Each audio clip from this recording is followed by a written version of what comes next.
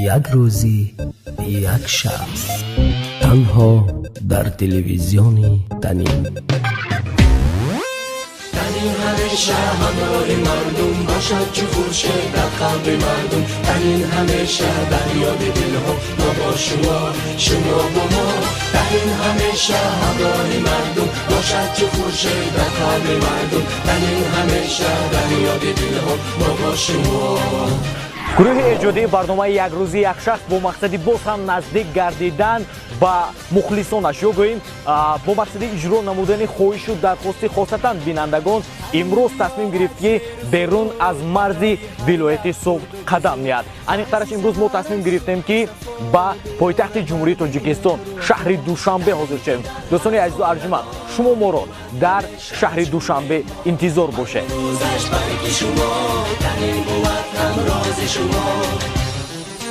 تنین همیشه همراه مردم باشد چه خورشید در قلب مردم تنین همیشه. همکاری برنامه ما که شرکت شیری پیشصف و شرکت تاکسی همسفر است این لحظه برای خدمت رسانی شرکت تاکسی همسفر حاضر شد.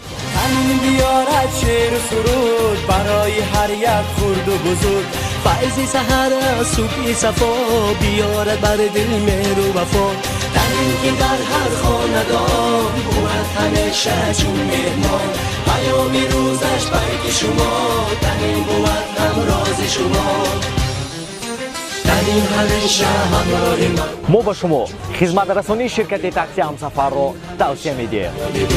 ما با شما با ما تنین همیشه همراه مردم باشد چه خورشید در قلب مردم. گروه ایجادی برنامه یک روزی یک شخص نهایتاً با ناحیه شهرستان رسیدند و رسیدن تا به شهر دوشنبه راهی ما باز هم ادامه دارد. با ما باشه. تنین همیشه در یاد دلها ما با شما با ما تنین همیشه همراه مردم باشد چه خورشید در قلب مردم تنین همیشه در یاد دلها تنین همیشه همراه مردم باشد چه خورشید در قلب مردم تنین همیشه در یاد دلها ما با شما با ما تنین همیشه همراه مردم باشد چه خورشید در قلب مردم تنین همیشه در یاد دلها ما با شما. یک روزی یک شخص. سلام ما رو باز هم از پایتخت جمهوری تاجیکستان یعنی شهر زیبامنظری دوشنبه قبول فرمایید. بینندگان عزیز و ارجمند به همه شما درود میگیم. آنهایی که خاصتا عین زمان ما رو همراهی کرده ایستادند تمنای آن رو میکنیم که تبشان همیشه بالیده و خوشنود باشند. امروز خاصتا با طلب و درخواست مخلصان برنامه یک روزی یک شخص ما باز هم قدم رنجه نمودیم با پایتخت کشور عزیزمون. دوستان عزیز امروز ما بهوده اینجا حاضر نشدیم یعنی میخوایم از روزی نفر معلومات دیم که میتوان گفت شما میشناسید. بینندگان عزیز و ارجمند قهرمان برنامه امروزه ما دارنده افتخارنامه پرزیدنت جمهوری تاجیکستان دارنده عنوان علوچه فرنگی جمهوری تاجیکستان و میتوان گفت که هنرمندی شناخته کشور عزیزمون محپیکر یور و که میخوایم عیناً از روزی انا همین نفر امروز به شما معلومات داده باشیم. باید گفت که سرپرست برنامه ما این شرکت شیری پیشصف است.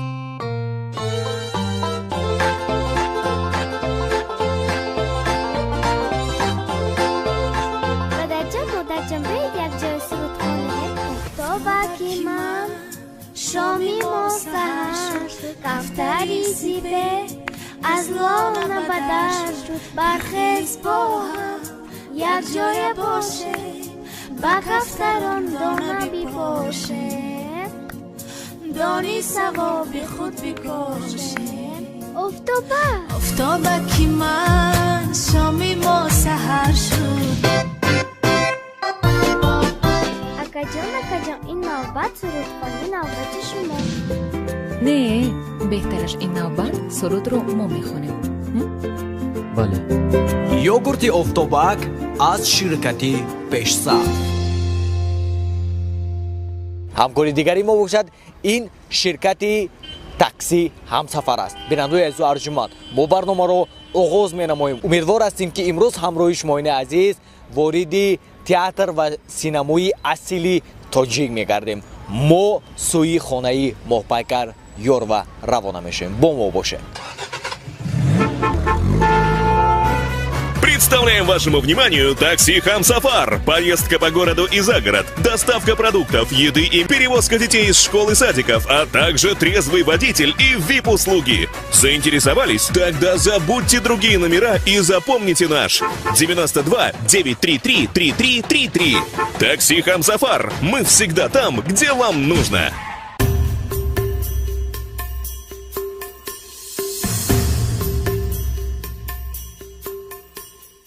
ба назди хонаи қаҳрамони барномаи имрӯза яъне моҳпайкар Ёрова ҳозир шудем ва маро зарур аст ки чун ҳамешагӣ то баромадани моҳпайкар интизор шавем. Умедвор ҳастем ки имрӯз барномаи мо хубу хотирмон хоҳад гардид.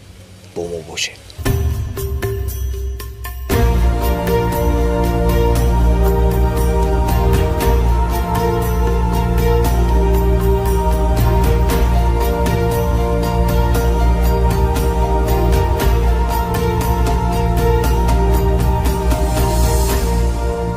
бино ба гуфти ҳамсоягони қаҳрамони барномаи имрӯзаи мо воқеан ҳам суроғаро иштибоҳ накардем. хонаи моҳпайкари Ёрова айнан дар ана ҳамин ҷо аст ва чӣ хеле ки дар боло қайд кардем моро зарур аст ки то баромаданашон интизор шавем. як рӯзи як шахс. ниҳоятан қаҳрамони мо яъне моҳпайкари Ёрова аз хонаи худ баромаданд ва ана ҳамин ҷавонписаре ки дар наздашон аст яъне ҳамроҳ баромаданд. кӣ бошад ин нафар?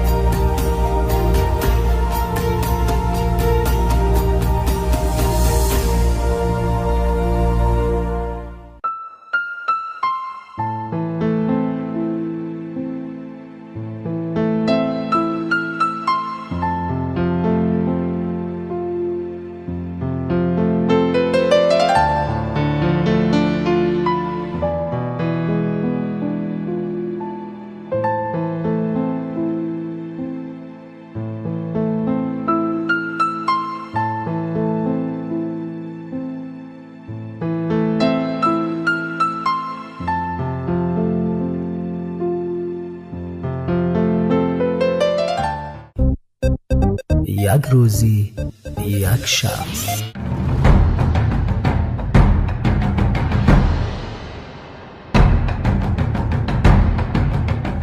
бинандаои азизу арҷуманд, ниҳоятан қаҳрамони барномаи мо аз театри давлатии ҷавонон ба номи Маҳмудҷон Воҳидов баромаданд. боз куҷо мераванд? боз чӣ нақшҳо доранд? мо низ аз қафоҳишон оҳиста меравем ба он хотире ки пайгирӣ намоем. рафтем.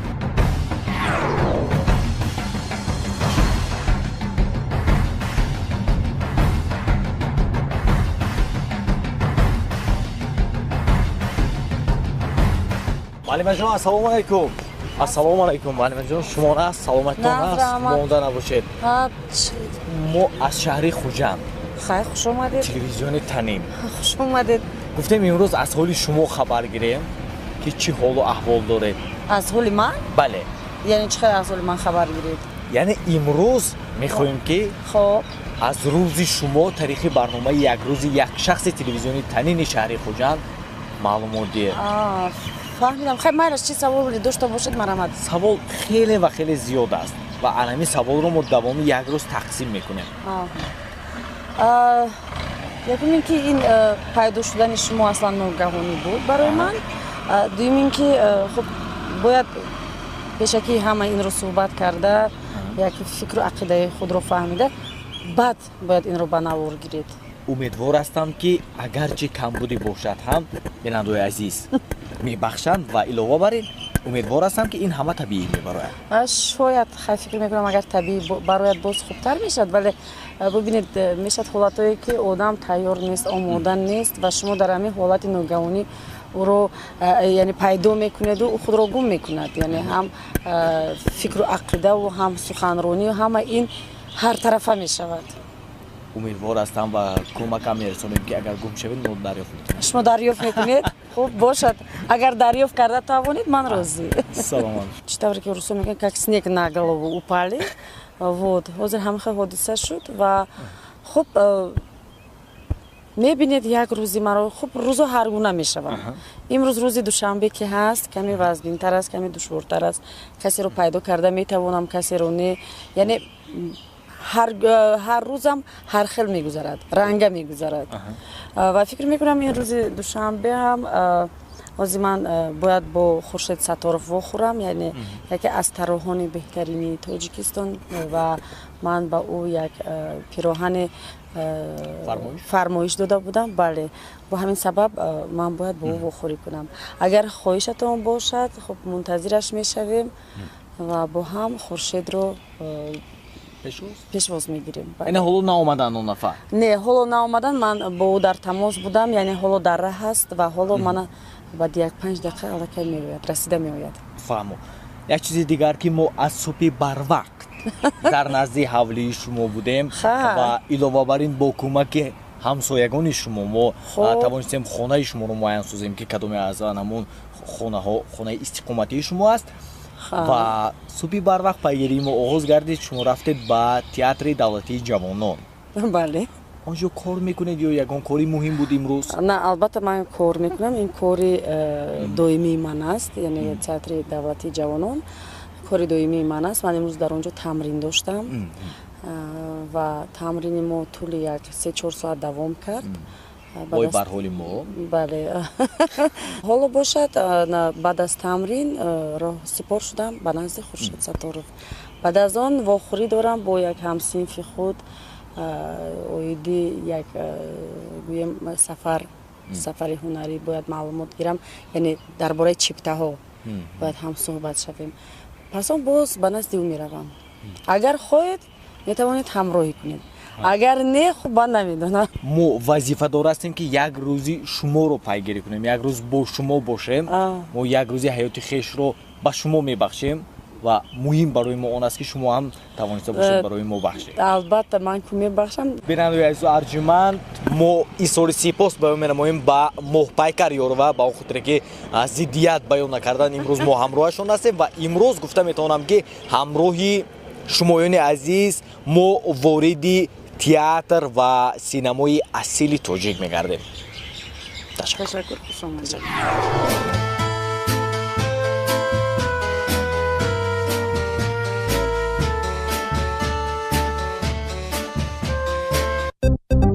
یک روزی یک شخص. برای موهپیکر اکثرا رول‌های یک زنی مثلا یا خوش‌دامن یا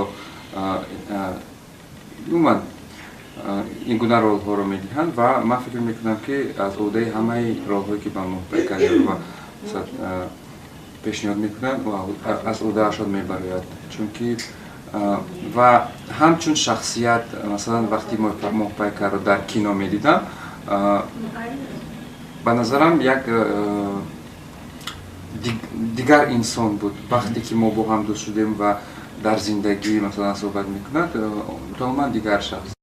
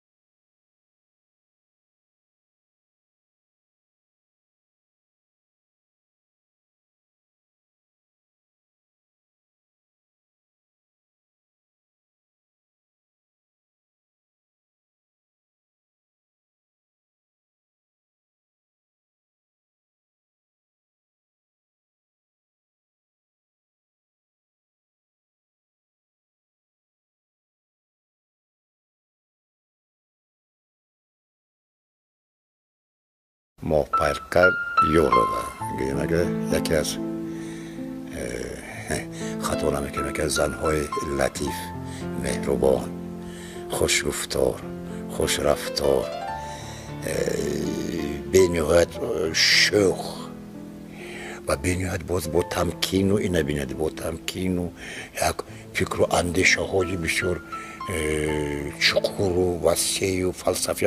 یک دم میبینه که یک دختره که همین نادان و گویا که چیز نمیداند و ساده و یک میگه یک گرد آفریده که میشه در حیات، یعنی که هر رنگ لیکن در همه حالتی که در چیز در زندگی باشد بنیاد جدی است و سرطلب است و همیشه از میگم که در گرد و اطراف خود بودن خودم اگر سرطلبی جدیت طلب میکنه و چون که خودش هم اینطور است.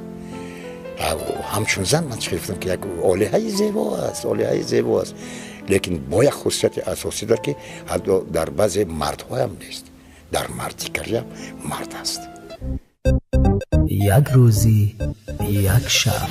بیننده‌های عزیز و ارجمند، خیلی که خود شما پای بردید، ما عین زمان همراهی معلم عزیز یعنی قهرمانی برنامه امروزه ما محپیکر یور و از نزدی خورشید ستار برآمدیم و من بار دیگر به شما ایسوری سپاس می‌نمایم که برای ادامه برنامه معلم جان عزیز ضدیت بیان نکردید. بار دیگر یادآور میشیم که سرپرست برنامه ما این شرکت شیری پیشصف است.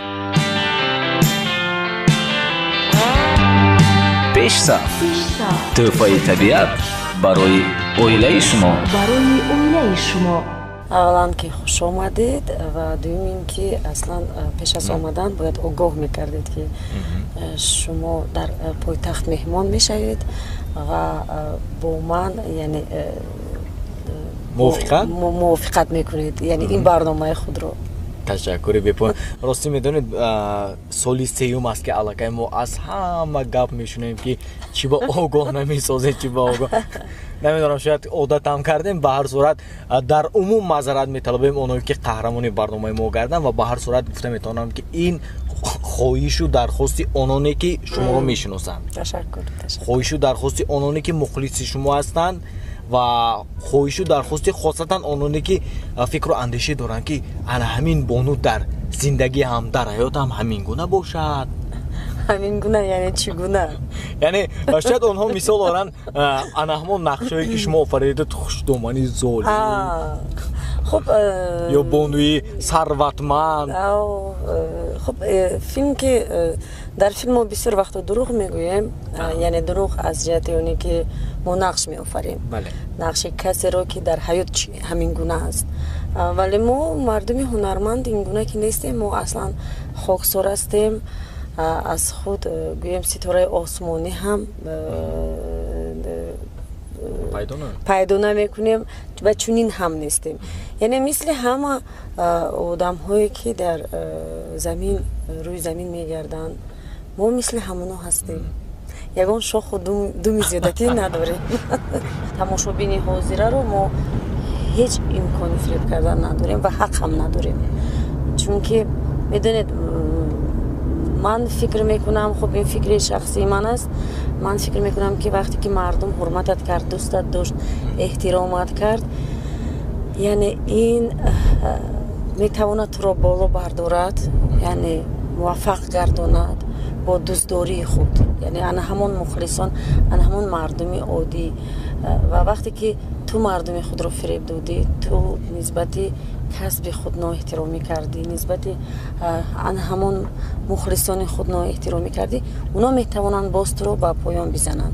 اولا میخواستم معلمه شوم، یعنی میخواستم به دانشکده آموزگاری داخل شوم، ولی وقتی که شد یعنی دعوت به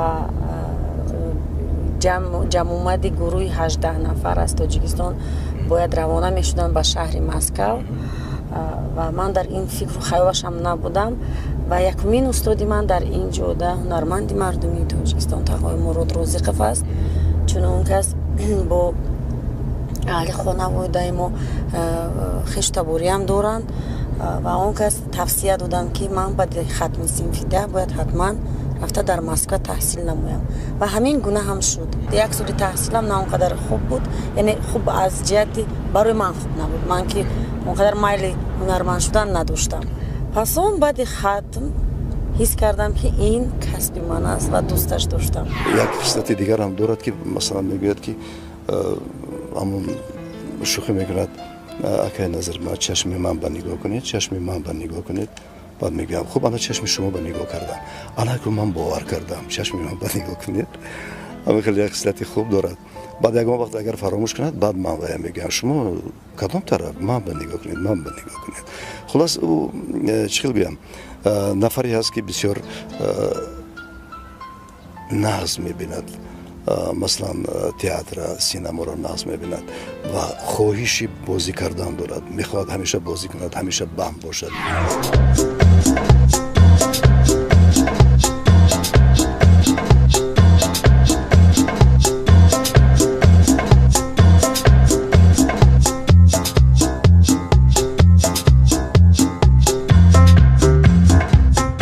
من معلومه جان عزیز میگفتید که این نوبت ما کجا رفته ایستادیم؟ این نوبت برای خریدن چیپتای هواپیما، یعنی من سفر دارم. برای همون نزد همسینفم میروم که او در اون ساعت کار میکند و از او چیپتا میخرم. سفری هنری باشد یا سفری مخفی هستی؟ این دور نیست، نزدیک است، خوجند. یعنی مهمونی ما میگردیم؟ بله مهمونی شما میگردم. تشکر میکنم، ما با چشم قبول میکنیم. خیلی خوشحالم از شما. بیننده عزیز و ارجمند، پس ما برای خریدن چیپتا میرویم.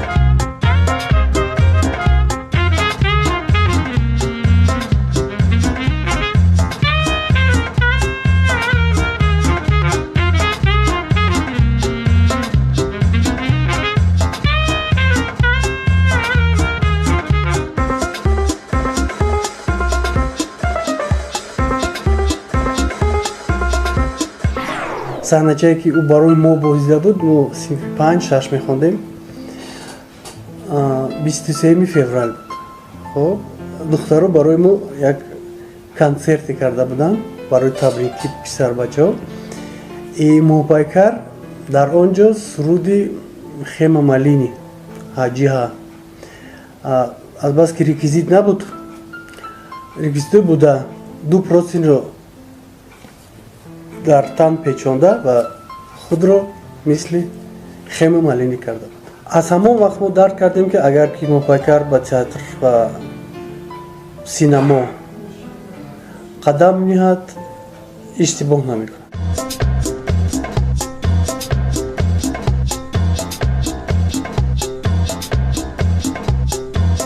گفتم میتوانم که در فیلم هایی که مثلا ما بسیار در رو تماشا کردم، در یک فیلمش در نقش خوشتامن ظالم نقش ببازید. با وجودی که ماهپیکر یار و از شناختی که من با وی دارم، بسیار هنر آدمی مهربان هستند که در نقش بسیار آدمی ظالم می نمایند. دیگر یکی از ویژگی‌هایش که ماهپیکر می باشد که در نقش بسیار آدمی، یعنی میتواند مربوط یعنی یک هنرمند واقعی باید مثل ماهپیکر باشد. بیننده عزیز ارجمند، بار دیگر درود میگیم با اونایی که کم در دیر کردن یا از برنامه ما بیخبر موندن. به هر صورت شما بار دیگر درودی ما رو بپذیرید. عین زمان خواستیم یک صحبت صمیمی آرایم با قهرمان برنامه امروزه، یعنی موپایکر یارو. من بار دیگر به شما ایسوری سپاس می‌نمایم. سلامت باشید. تشکر. این لحظه بسیار خوش می‌کردم بیاید چخیلی که در بالا قید کردیم، یک لحظه وارد تئاتر و سینمایی اصیلی توجیه کردیم. من توجه جوانان در همین جوده چگونه است امروز؟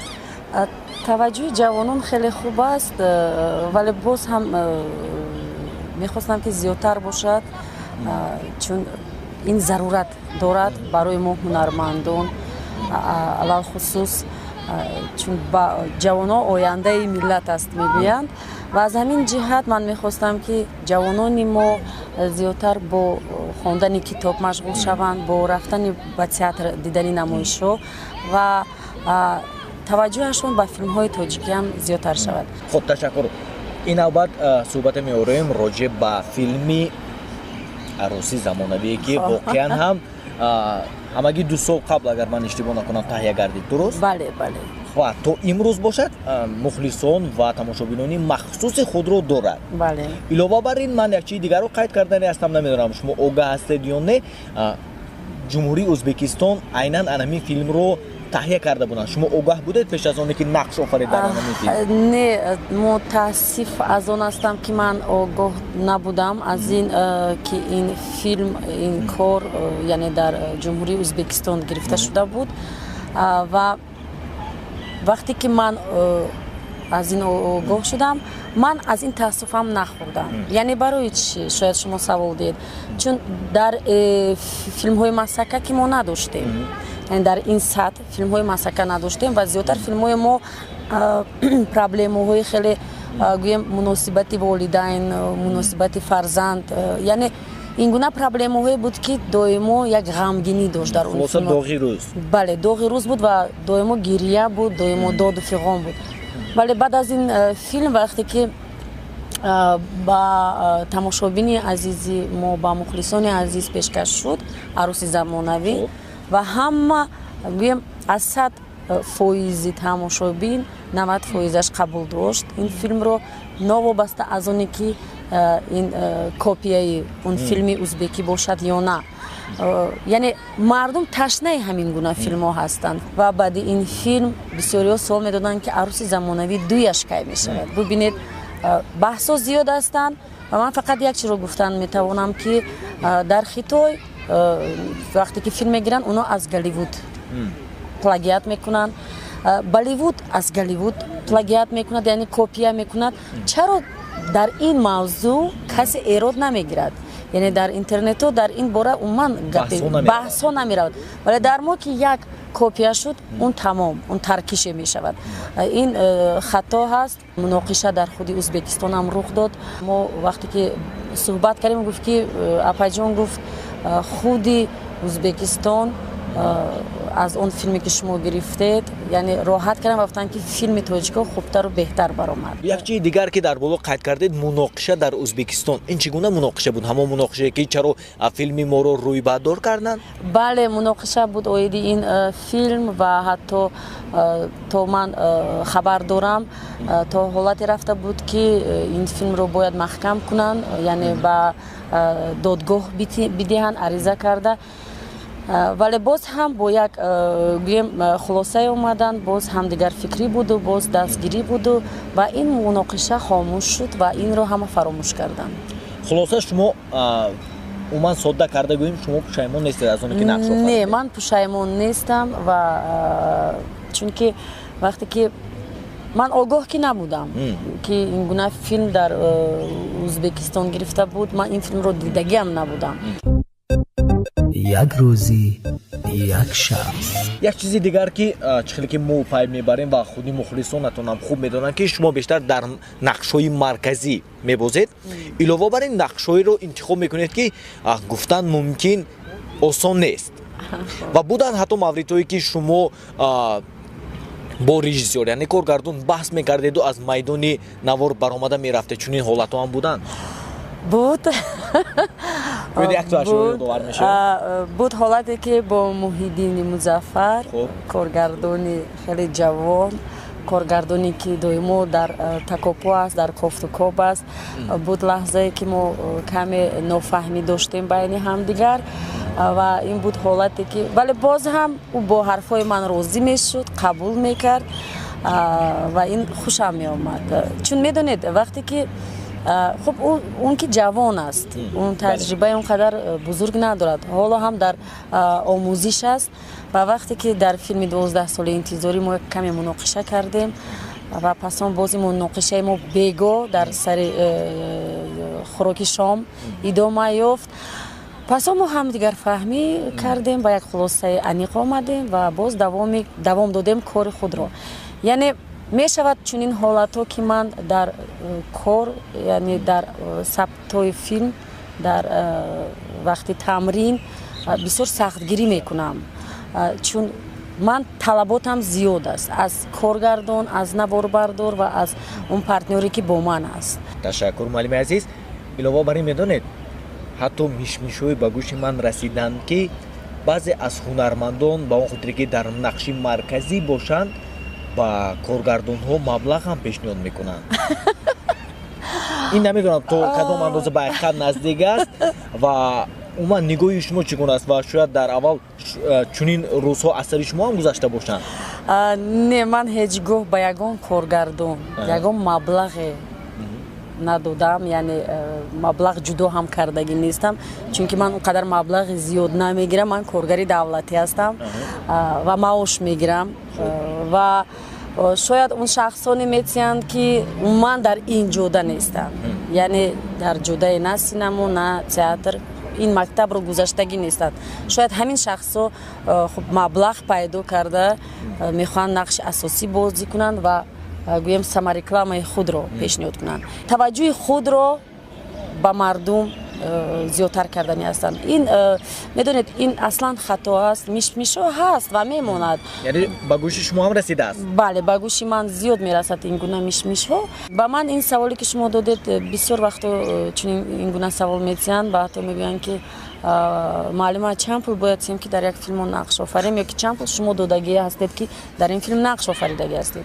میگم من یگان تین دادگی نیستم، یگان تین خرج کردگی نیستم.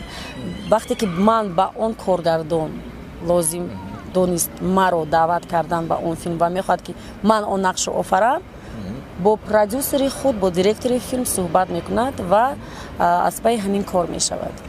خلاصه اگر با فکر شما چنین کار رفتن گیرد، باز چند سال دیگر ما حواس میکنیم با سینماهای دیگر دعوت.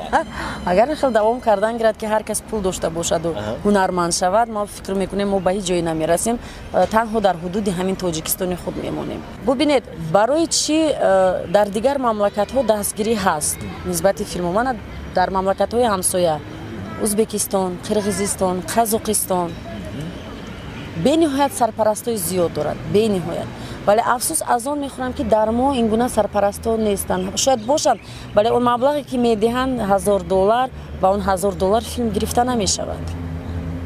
از این جهت ما بسیار تنقیسی میکشیم و همین گونه اگر رفتن گیرد، نمیدونم اگر حکومت دستگیری کند و یک مبلغ معین جدا کند برای استحصال فیلم های تاجیک، شاید فیلم های ما پیش روند. علاوه بر این اشیاء دیگر رو قید کردنی هستم که البته چه خیلی که ما در بالا قید کردیم مقصد پیشنهادی مبلغ این تبلیغات یعنی رکلام است.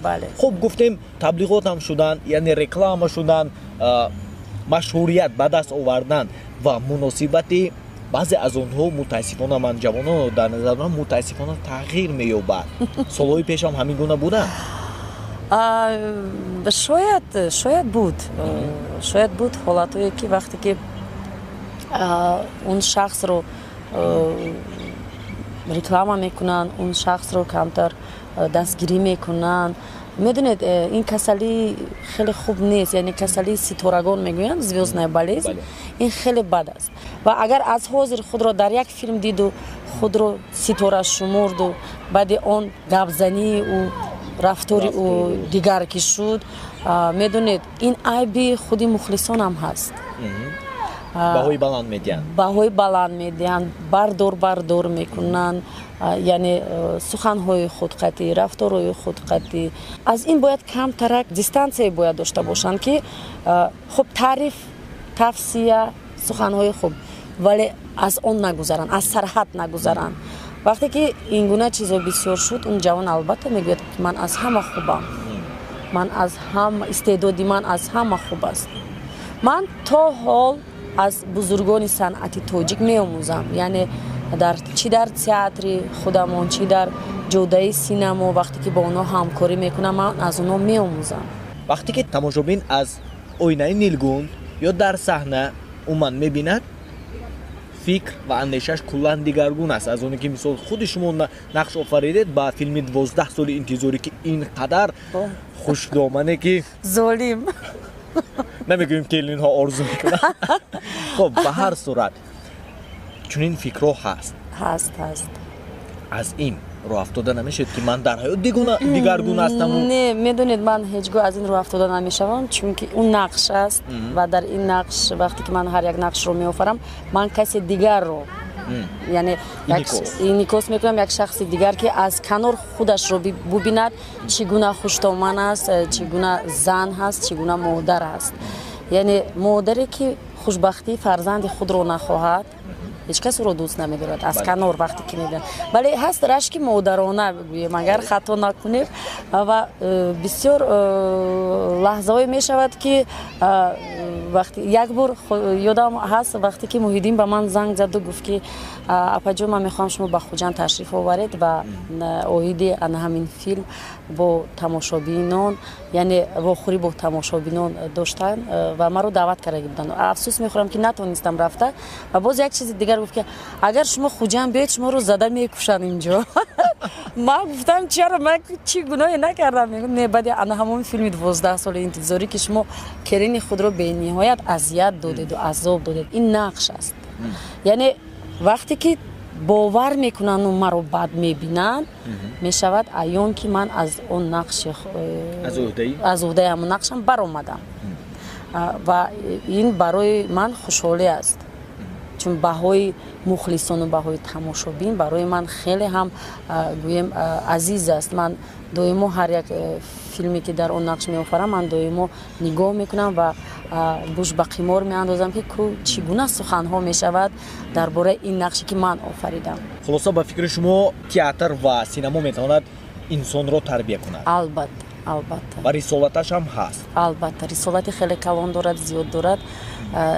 ببینید وقتی که تماشابین میآید تئاتر خب هنرمند رو زنده می‌بیند بازیگر رو زنده می‌بیند و اونم وقتی که نمایش تربیوی است یعنی نمایش‌هایی هستند که پسر برای بد می‌رود و چقدر مادر رو اذیت می‌دهد هستند همین گونه فرزندها که مادرای خود رو اذیت می‌کنند یا هست فیلمی که مثلا چگونه کلین نسبت خسرو خوشتومن نااحترامی می‌کنند یعنی هر یک دختری جوان بگذار عروسی هم کردگی نباشد او می‌بیند برای خود یک خلاصه می‌برد این همش تربیت است و ما باید این گونه فیلم و این گونه نمایش‌های تئاتری زیادتر گیریم چون حاضر وقتی که اینترنت می‌دراید یک حادثه‌های رخ می‌دهد یک اخبارایی می‌خونی که دهشت است دهشت است و باید همین گونه فیلم‌ها گرفته شود علاوه بر این خیلی که در بالا قید کردیم بابت ابراز یعنی نقش آفری‌های شما شاید یکون ابرازی باشد که شما هنوزم در آرزوش هستید که کی من انمی ابراز رو یا انمی نقش رو می آفریدم چون این نقش ها هستند البته هستند آرزوی من همین است که در یک فیلم تاریخی با نقش آفرم یعنی تاریخ تاجیکستان تاریخ مردم تاجیک ما فرهنگ ما که این در حقیقت فرهنگ خیلی قدیم است یعنی درباره کروش کبیر میتوان فیلم گرفت درباره اسپیتامین میتوان فیلم گرفت و درباره زیاد قهرمان هایی که خب قهرمان های ما مردم تاجیک و میخوام همین گونه فیلم باشد که فیلم تاریخی تاجیکی ما باشد و در آن فیلم بازیگرای ما هنرنمایی کنند بهترین کارگردان ها رو دعوت کنند بهترین مؤلف ها اثر بنویسند میدونید آرزوی من همین است و شاید در حقیقت آرزو دارم که در همین گونه فیلم نقش آفرم نقش شاید یکم ملکه رو و میخوام همین فیلمی که اگر همین گونه فیلم بگیرن این فیلم نه تنها در حدود تاجیکستان بلکه بیرون از تاجیکستان در اروپا در گالیوود در بالیوود یک موقع خود رو گیرد در عموم و خلاصه یک سوال دیگری من این است که برای رشد سینمای تاجیک امروز معمای اساسی در چی است شاید کادرهای حرفه‌ای یا شاید مبلغ یا هر دو وقتی که کادرهای با قوت هست یعنی کادرهایی که اصلا در این جوده پختند اصلا در این جوده از اول گویم 1 سال و 2 سال نه چندین سال کار و فعالیت میکنند یعنی جوانهای حاضر میدونید جوان هستند با وجود آن گویم تجربه کاریشان اونقدر زیاد نیست آنها تا حال باید آموزند درک کنند بفهمند ولی آن معلمای آن استادانی که هستند و در این جوده بگیم اگر 1 سال و 2 سال نیستند چندین سالها کار میکنند این گونه کادرها رو باید جلب کرد با این گونه کادرها رو باید من نمیدونم وادار ساخت که فیلم پیشرفت باشد مبلغ هم باید جدا شود یعنی مبلغ خیلی زیاد барои истеҳсоли филмҳои тоҷик маблағи хеле зиёд, чун дар мо бояд пардозгарҳои ҳирфаӣ бошанд, гӯем рассомҳои хеле хуб дорем, яъне рассомоне ҳастанд ки дар берун аз Тоҷикистон онҳоро мешиносанд аз рӯи он гӯем он корҳои санъатие ки онҳо кардаги ҳастанд. Агар ҳамаи ин бошад, филм албатта яъне ин санъати филми тоҷик рушд меёбад ва пешсаф ҳам мешавад, ҳам маблағ, ҳам коргарои ҳирфаӣ. вақте ки мо ба сафарҳои ҳунарӣ меравем ба дигар масалан минтақаҳо, ноҳияҳо, рости гап тамошобин ҳама ба тарафи муаллима давида меоянд ба хотири ҳамун соядаст ва баъзан масалан мо ҷавонон яъне орзу мекунем, ҳавас мекунем ки яъне мо ба ҳамин яъне ҷода бирасем то тамошобинам яъне моро низ чунин истиқбол кунад.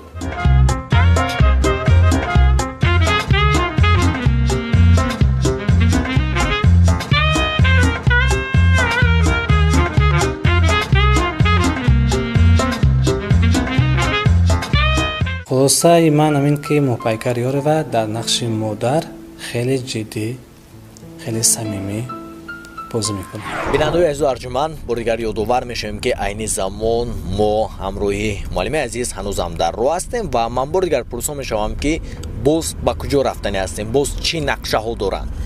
аз он сабабе ки шумо яке ногаҳонӣ пайдо шудед, ман корҳоям хеле зиёд буд, вале ба ҳамаи нигоҳ накарда ман ба шумо вақти азизи худро ғанимат надошта бо шумо будам ва ҳозир ман сӯи тарафи хона равон ҳастам, чун ҳам хаста шудам, ҳам каме мегӯям истироҳат кунам ва боз ҳам аз пай эҷодиёти корҳои худ шавам. модоме ки ҳамин тавр аст, ин аз он шаҳодат медиҳад ки барномаи мо низ ба фарҷом расид. бале, барномаи шумо ба фарҷом расид ва ман боз як бор дигар хушомадид мегӯям.